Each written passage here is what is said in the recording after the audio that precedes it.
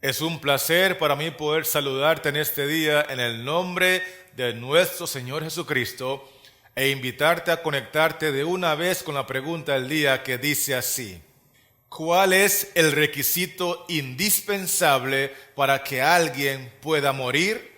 Regreso pronto.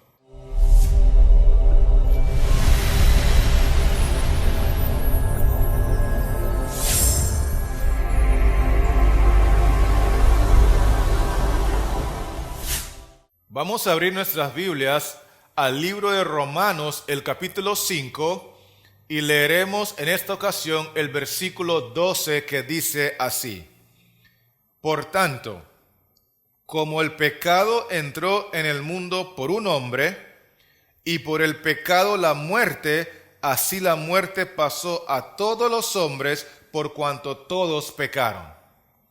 De acuerdo a este versículo, el requisito indispensable para que alguien pueda morir es el pecado, porque el texto dice que la muerte entró por el pecado, es decir, la causa de la muerte es el pecado. Y la Biblia enseña que la muerte es todo un proceso que el hombre experimenta a diario. Permítame leer con usted Santiago 1 del 13 al 15 para que usted pueda confirmar este pensamiento. Dice así: cuando alguno es tentado, no diga que es tentado de parte de Dios, porque Dios no puede ser tentado por el mal, ni Él tienta a nadie. Muy importante entender que Dios no tienta a nadie a pecar. Verso 14: sino que cada uno es tentado cuando de su propia concupiscencia es atraído y seducido. Eso significa que nosotros somos tentados de nuestra propia naturaleza pecaminosa, nuestros deseos carnales.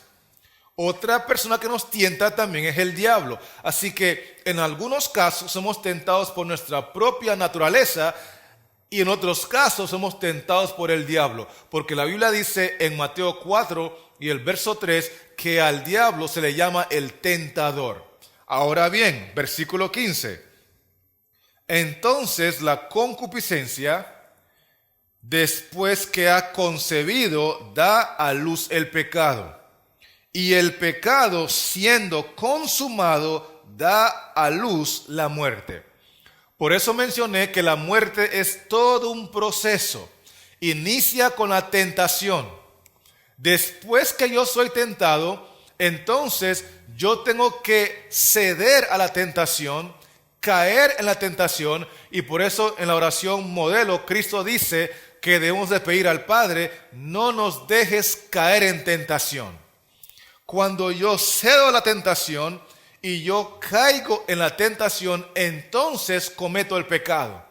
Y una vez que el pecado es consumado, entonces soy merecedor de la muerte. Porque el requisito indispensable para que haya muerte, según la Biblia, es el pecado. Con eso en mente, quiero que usted lea conmigo ahora lo que dice la Biblia en Romanos, el capítulo 6 y el verso 23.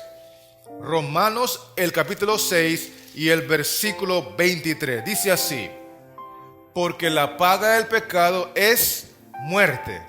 ¿Qué es la paga del pecado? Muerte. ¿Y cuántos seres humanos hemos pecado? La palabra de Dios dice: por cuanto todos pecaron, Romanos 3:23, y estamos destituidos de la gloria de Dios. No hay un solo ser humano que no haya pecado, porque todos, según la palabra de Dios, hemos desobedecido, hemos infringido la ley de Dios, hemos sido rebeldes en algún momento, y por eso todos somos merecedores de la muerte.